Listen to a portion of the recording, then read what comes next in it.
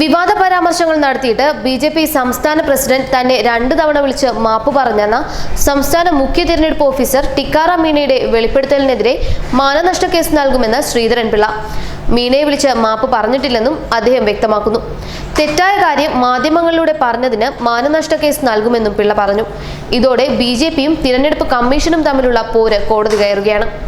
തൃശൂരിലെ ബിജെപി സ്ഥാനാർത്ഥി സുരേഷ് ഗോപി അയ്യപ്പന്റെ പേരിൽ വോട്ട് പിടിച്ചെന്ന ആരോപണത്തെ തുടർന്ന് ജില്ലാ കളക്ടർ നോട്ടീസ് നൽകിയിരുന്നു. തുടർന്ന് കളക്ടറെ അപമാനിക്കുന്ന രീതിയിൽ ചിലർ സംസാരിച്ചിരുന്നു. അത് ശരിയല്ലെന്നും ആവർത്തിക്കരുതെന്നും താൻ പറഞ്ഞിരുന്നതായും ശ്രീധരൻപിള്ള പറഞ്ഞു. സംസ്ഥാനത്തെ തിരഞ്ഞെടുപ്പ് കമ്മീഷൻ അടക്കമുള്ള സംവിധാനങ്ങളുമായി ബിജെപി പരസ്യമായി ഏറ്റുമുട്ടലിന് തയ്യാറല്ലെന്നും തിരഞ്ഞെടുപ്പ് നന്നായി നടക്കണമെന്നുമാണ് ടിക്കാറാം മീണയോട് പറഞ്ഞത്. അതിനെ മാപ്പായി വ്യാഖ്യാനിച്ചെന്നാണ് ശ്രീധരൻപിള്ള പറയുന്നത്. ഇതുവരെ 1 തവണയെ മീണയെ വിളിച്ചിട്ടുള്ളൂ. അതിന് 2 തവണ വിളിച്ചെന്ന് പറയുന്നത് ശരിയല്ല. ശബരിമല സുവർണാവസരമാണെന്ന രീതിയിൽ പ്രസംഗിച്ചതിനെ ശ്രീധരൻപിള്ള ന്യായീകരിക്കുകയും ചെയ്തു.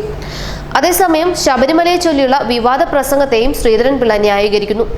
ശബരിമലയെക്കുറിച്ച് താൻ നടത്തിയ വിവാദ പ്രസംഗം എല്ലാം ശരിയാണെന്ന് തിരഞ്ഞെടുപ്പിലെ ശക്തമായ പോളിംഗ് തെളിയിച്ചെന്നും അദ്ദേഹം പറയുന്നു. പാകിസ്ഥാനിലെ ബാലാകോട്ടിൽ ആക്രമണത്തിലൂടെ ഭീകരരെ കൊലപ്പെടുത്തിയ ശേഷം ഇന്ത്യൻ സൈന്യം തിരിച്ചെത്തിയപ്പോഴും രാഹുൽ ഗാന്ധിയും യെച്ചൂരിയും പിണറായി വിജയനും മരിച്ചവരുടെ ജാതിയും മതവും വെളിപ്പെടുത്തണമെന്നാണ് ആവശ്യപ്പെട്ടതെന്നും ഇസ്ലാം ആകണമെങ്കിൽ ചില അടയാളമൊക്കെയുണ്ടല്ലോ, വസ്ത്രമൊക്കെ മാറ്റി നോക്കിയാലേ അറിയാൻ പറ്റൂ എന്നാണ് ശ്രീധരൻപിള്ള ആറ്റിങ്ങലിൽ പ്രസംഗിച്ചത്. ഇത് വലിയ വിവാദമായിരുന്നു. അതിനെതിരെ ഹൈക്കോടതി നോട്ടീസും അയച്ചു. വേനലവധിക്ക് ശേഷം കേസ് പരിഗണിക്കാനിരിക്കുകയുമാണ്. തിരുവനന്തപുരത്തെ പ്രമുഖ CPM നേതാവ് വി ശിവൻകുട്ടിയാണ് ഹർജി നൽകിയത്. സംഭവത്തിൽ പോലീസ് ജാമ്യമില്ലാ കേസ് എടുത്തിട്ടുമുണ്ട്.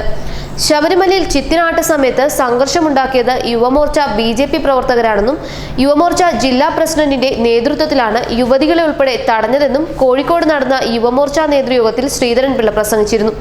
അതിനാൽ ശബരിമല ഒരു സുവർണാവസരമായി കാണണമെന്നും സമരത്തിന്റെ അവസാനം നമ്മളും മുഖ്യ ശത്രുവായ ഇപ്പോൾ ഭരണത്തിലിരിക്കുന്ന പാർട്ടിയും മാത്രമേ കാണൂ എന്നും ശ്രീധരൻപിള്ള പ്രസംഗിച്ചു.